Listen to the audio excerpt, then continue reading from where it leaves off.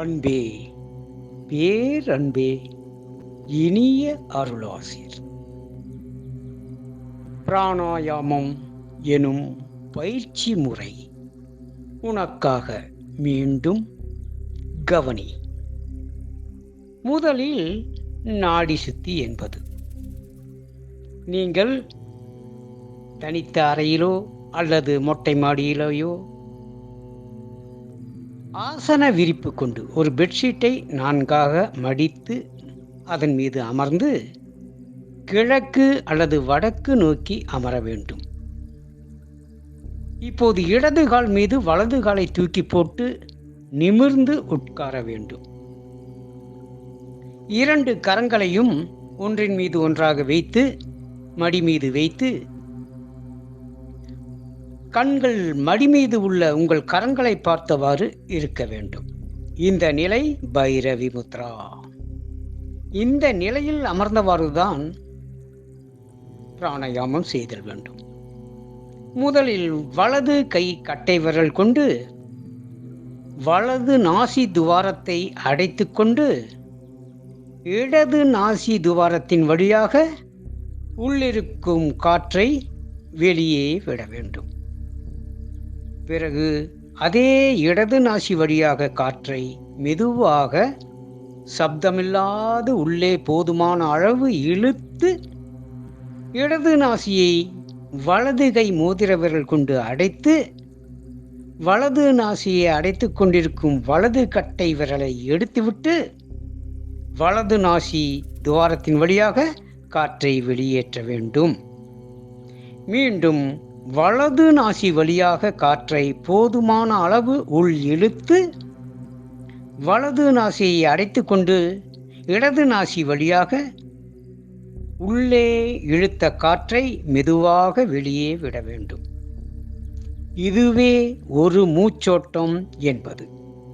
இவ்வாறு 12 மூச்சோட்டம் செய்தல் வேண்டும். இது நாடி சுத்தி என்பது. இந்த நாடி சுத்தி 72,000 நாடி நரம்புகள் 96 தத்துவங்களை தூய்மைப்படுத்தக்கூடியது. இந்த நாடி சுத்தி செய்த பின் அதன் பிறகுதான் உள்கும்பகம் செய்தல் வேண்டும். இனி பிராணாயாமம் உள்கும்பகம் செய்வது எப்படி பார்ப்போமா? பிராணாயாமம் உள்கும்பகம் என்பது மேலே கூறியவாறு இடது நாசி வழியாக காற்றை வெளியே விட்டுட்டு இடது நாசி வழியாக காற்றை உள் இழுத்து இந்த பிராணனை போதுமான அளவு உள் நிறுத்தி 2 நாசிகளையும் மூடிக்கொள்ள வேண்டும்.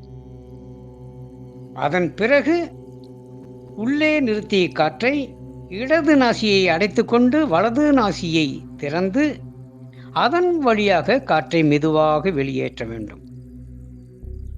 மீண்டும் வலது நாசியில் பூரணமாக காற்றை உள்ளே இழுத்து நிறுத்தி போதுமான நேரம் வரை நிலைநிறுத்தி 2 நாசிகளை மூடிக்கொண்டிருக்க வேண்டும்.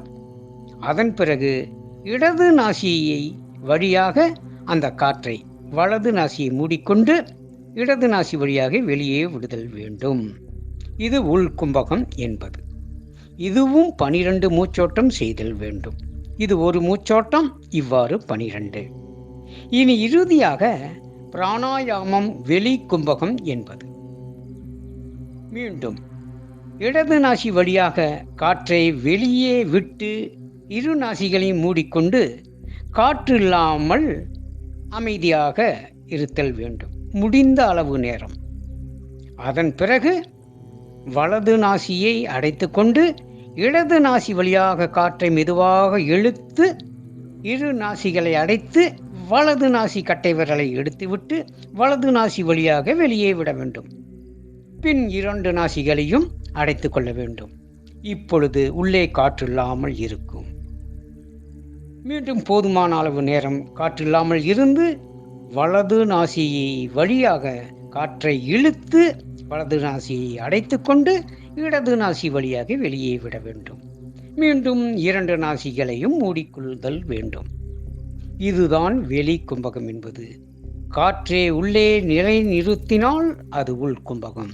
காற்றில்லாமல் நிலை நிறுத்தப்படுகையில் அது வெளி கும்பகம். இதுவும் 12 மூச்சோட்டம் செய்தல் வேண்டும்.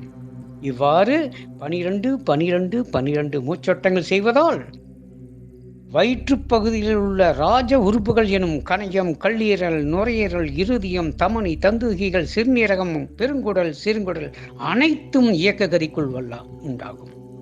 அனைத்தும் பூர்ணமான பிராணசக்தியால் நிரப்பப்படுகிறது. முழு ஆரோக்கியம் பெற்றுவிடலாம். எனது அன்பு நிறைய அருளாசிரியர். நன்றி. செய்க நலமே பெறுக.